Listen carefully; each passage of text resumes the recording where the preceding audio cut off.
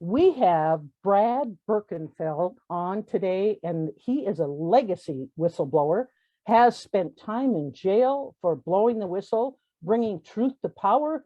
Brad, it's so good to have you here for Whistleblower Week.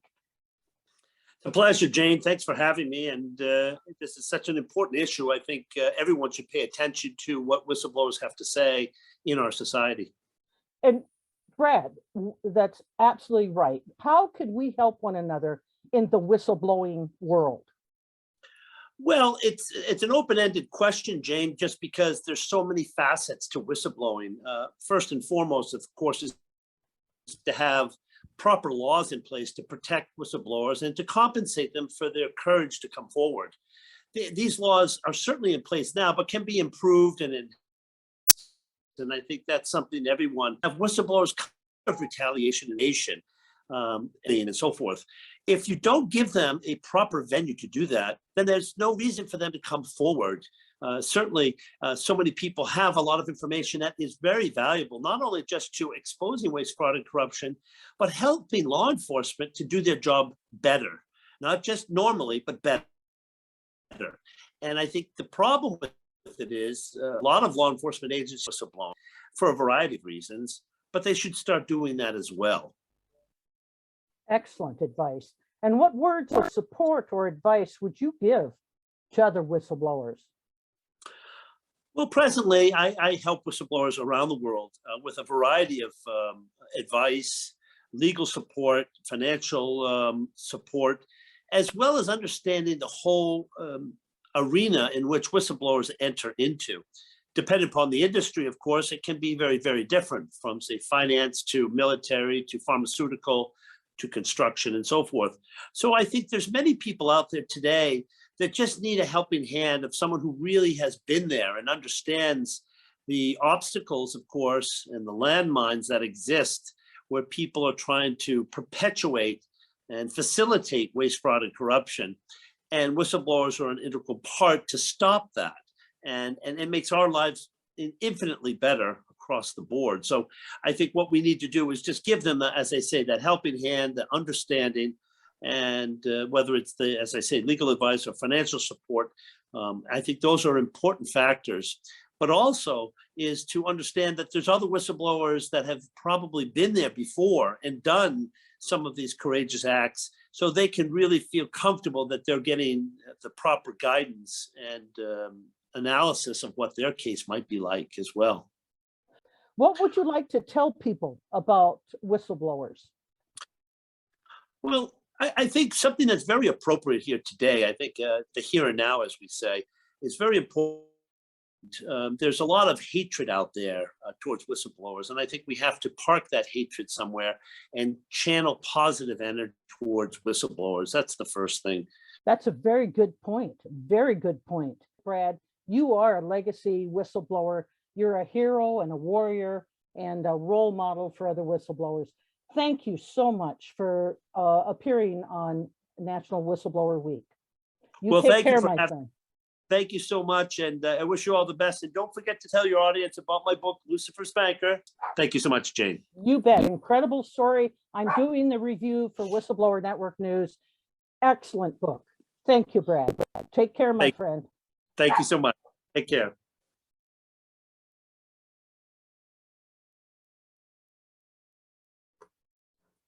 I am very honored today to have Georgina Halford-Hall, who is the head of Whistleblowers UK. And what most people do not know is that Georgina is a whistleblower herself. Thank you for joining us, Georgina. It is a pleasure to have you here to celebrate Whistleblower Week. Hello. Hello, Jane, and thank you for such a lovely introduction as always. And what I'll say to you is, for me, every day is Whistleblower Day. Every week is Whistleblower Week. We cannot just save this for special occasions. Whistleblowers need to be celebrated every day. Excellent point, Georgina. Excellent point. Can you tell us how we can help one another in the whistleblower world? Well, I think the whistleblower world is really starting to come together. It's not just the internet, but events like COVID have really demonstrated that we can work together regardless of the boundaries and obstacles that are put in place. But one of the ways in which we've done it in the UK is with Whistleblowers UK. We formed in 2014. We now have a large number of members of our association. We have a growing legal panel. We have other experts who've all come together because they can see the benefits that whistleblowing gives to society. We don't have a hierarchy. We want everybody to feel really valued. Excellent. And that's the secret, is what words of support or advice would you give to other whistleblowers? Well, I think be kind to yourself. As in coming together, we have to be kind to each other. We have to be tolerant. We have to recognize that people in this space are nervous. They've lost their trust. And this is about ensuring that you don't let go of the fact that not everyone is against you, and that there are lots of people out there who want to support you and are working hard, like Whistleblowers UK, using your experience to design, develop and push forward legislation, like the legislation we've now got working its way through Parliament in the UK for a new Office of the Whistleblower. I'll tell you, that is astounding, the work that's being done on that level. We stand in awe of what you're doing over there across the pond. What would you like to tell people about whistleblowers? Whistleblowers are not superhumans. They're not heroes. But what they go through as a result of whistleblowing means that they have to be courageous, they have to be heroic in order to see things through. And that's really the wrong way to approach all of this.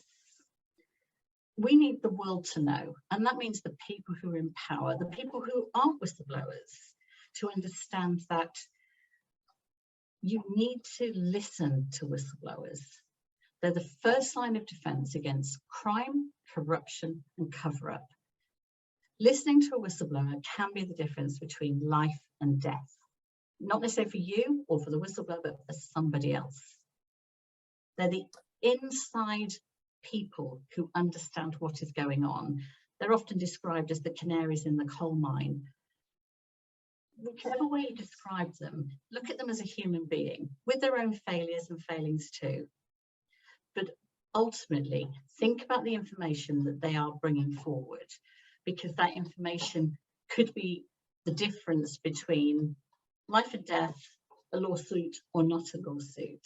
It's a quite simple it's a simple thing to think about here.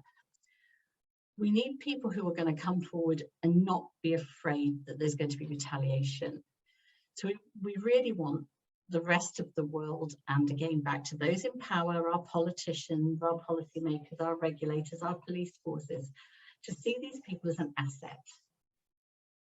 Not just an intelligence asset, but actually as an asset to society. We're really keen to change the profile, and the work that we're doing in the UK is about normalising speaking up and ensuring that we protect those who speak up and we hold those who retaliate to account. And again, that takes a huge amount of understanding from those who have the power to bring about these changes. In terms of what others need to be doing is standing up for those people, because they never know when they might need that protection themselves. All of us is only one conversation away from being a whistleblower, and nobody wants to experience detriment because they've done the right thing. Thank you, Georgina Halford-Hall, the head of Whistleblower UK, and congratulations on your bill that's winding its way through Parliament. Job well done. Thank you so much, Jane, and congratulations to all of my colleagues and friends across the pond and around the world who I hope are celebrating whistleblowers and whistleblowing together with you. Thank you, Georgina.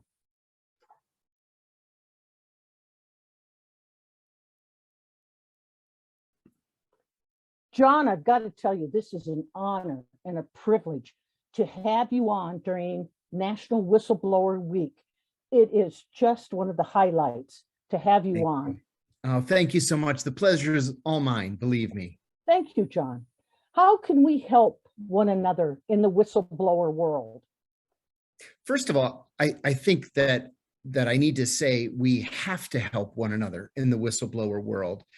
It's lonely being a whistleblower. You know, you feel isolated, and in some cases you feel betrayed.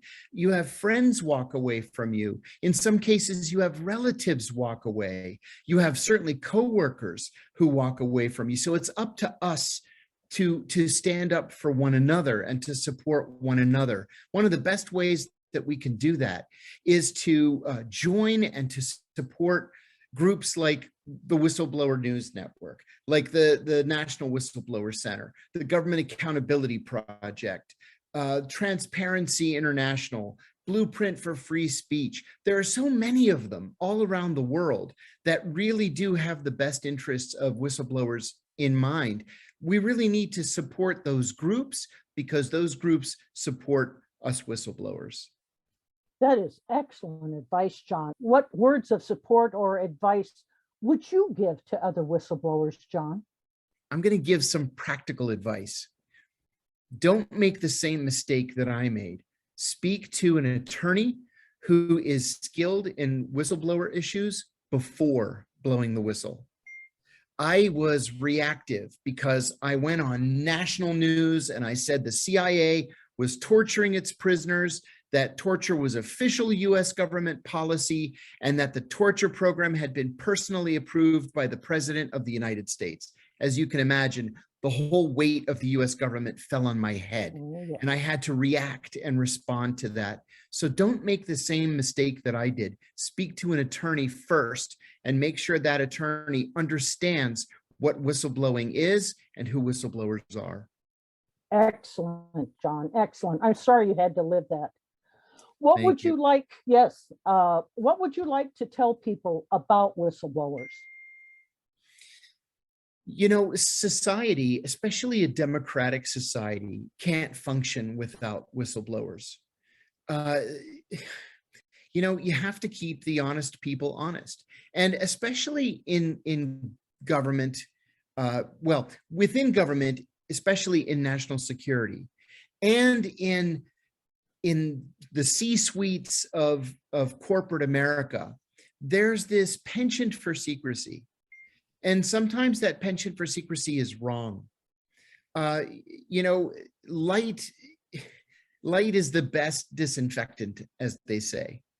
And so if you see something that you know to be wrong, you have to say something, whether it's to your general counsel or your inspector general or your member of Congress or a member of the media. Sometimes that's the only way to do it.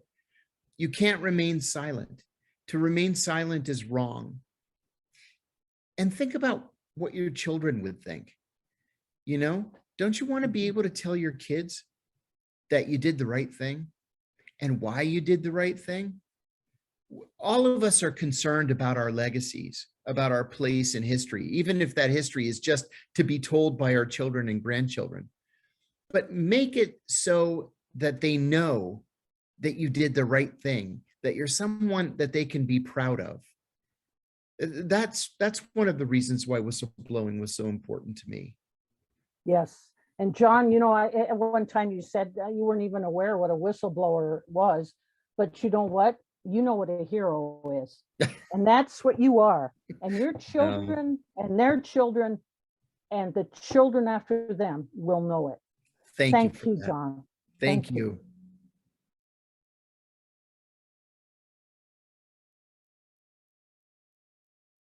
So I'm very honored today to have Rosemary Dew, a legacy whistleblower and author. She has written about many whistleblowers. And so we're very excited to ask you for Whistleblower Network News Week. These 3 questions, Rosemary. Number 1, how can whistleblowers help one another? Okay. First of all, thank you for having me. I think the best way we can help each other is by reaching out and offering a non-judgmental ear. It's standard practice for employers and coworkers to try to isolate and discredit, vilify whistleblowers simply for telling the truth. So this is a huge betrayal, a true moral injury. And I know from my own experience and hours of interviews with others that this hurt doesn't go away easily and that isolation just intensifies it. The whistleblowers feel like they're alone and that no one will understand or even believe what they have to say. So other whistleblowers do. I know it's painful to reach out, but it's also rewarding. I have many friendships that were forged in sharing that pain, and it does help to have someone to talk to who's been persecuted and painted as a liar, and when in fact they are the truth teller. So that's it. Just reach out to each other.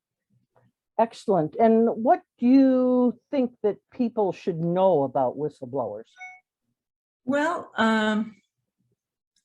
I'd like them to know what the employer says about the whistleblower is most likely self-serving. It's, as I said before, standard procedure for employers to try to discredit the whistleblowers and on a personal level. They call it nuts and sluts, meaning they're going to paint you as one or the other.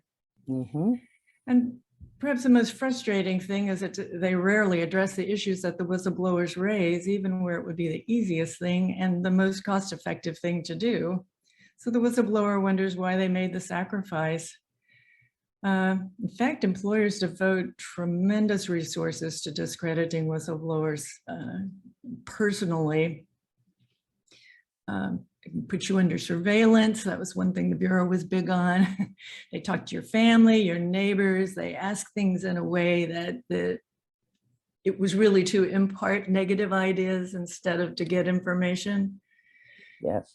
They take your security clearance so you can't get a job. They order you to see a psychiatrist, and that's just the tip of the iceberg. So this behavior is so outrageous and the personal attacks are so vicious that they don't even make sense, and outsiders find it hard to believe when you tell them about it. It's almost inevitable that the abuser is promoted, and this is also designed to make the abuser look good and ensure that the whistleblower knows the employer stands behind the abusers. So this all tears at the whistleblower's self-esteem. The best thing you can do is just show them the courtesy of not judging what they say and just listen. Yes, excellent advice, Rosemary. Excellent. Rosemary Dew, a legacy whistleblower, a shining light to other whistleblowers. And thank you, Rosemary. You are an inspiration. Thank you, Thank Jane. you for being with us. Yes, for National Whistleblower Week. I'm very happy to be here. Thank you.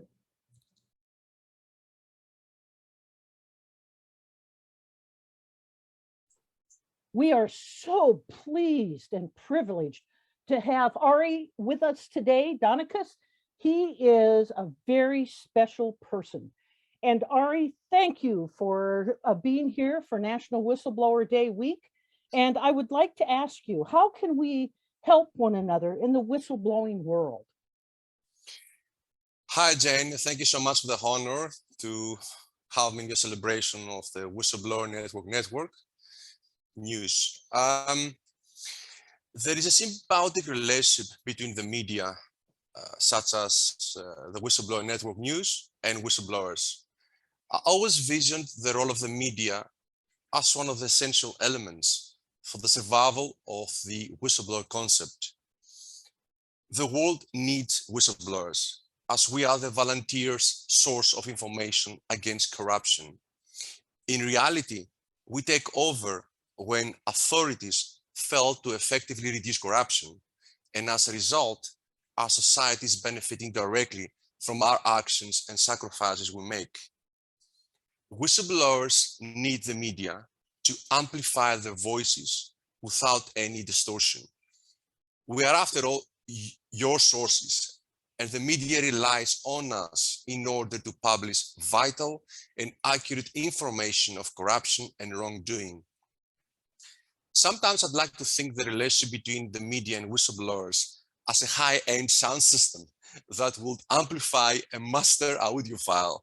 So blowing the whistle is the master audio file, and the news media network is a sound system but amplifies our disclosure to the world loud and clear. I think that recently most news media outlets have started to become a safer harbor as well as a trusted proxy for whistleblowers in distress. I have to point out that our role as whistleblowers should not end with a public disclosure. We have many veterans and sometimes celebrity status whistleblowers out there with a moral obligation to connect further with the media organizations in order to provide the media with knowledge, wisdom, and share our experience with journalists, thus help them understand better the risks involved when handling and sometimes exposing their sources, the whistleblowers. As a result, journalists can perform better without compromising themselves or the whistleblowers. Thank you. Ari, that is just excellent advice. And I would like to further this knowledge that you have by asking you what words of support would you give to whistleblowers? My advice to future whistleblowers out there: do your homework first, learn your rights and legislations on Public Disclosure Act in your region. Make sure that you have the appetite of what to come after you go public, what to expect, such as retaliation, intimidation, financial pressure, social isolation, and even physical harm or worse. Trust an organization that specializes in supporting whistleblowers. Talk to your family first. Prepare them for what to come. You need your family support the most. My advice to whistleblowers that have already made the Public Disclosure Act is conquest your emotions, such as pain and anger. Own your story. Don't let others hijack and misinterpret your story and truth. Safety first. You are a messenger of wrongdoing against others and a volunteer against corruption at the place of work. You have become a volunteer citizen of conscience. Stay focused and repeat your truth day by day. Don't ever give up. The truth will set you free no matter how long it takes. Again, excellent advice, Ari. And of course, you've been there and you've done it. I mean, you're an acknowledged whistleblower. You've been honored. What would you like the public to know about whistleblowers? I would like to send a message to the public that the whistleblower concept has evolved. It's here to stay. It's whistleblowers now, citizens of conscience tomorrow. In a matter of time, we will teach this social ethics principle called whistleblowing to our children by means of parenthood, schooling, and public awareness campaign. Eventually, future generations will be reporting wrongdoing and corruption without any hesitation and retaliation fears. It goes without saying. And my final thought for today: you shall never attack a whistleblower's integrity with lies, because your integrity will be compromised with his truth. That is excellent. Thank you, Ari. You are special. I Thank you, appreciate Dublin, your time. Yes. and God bless. God bless you, Ari.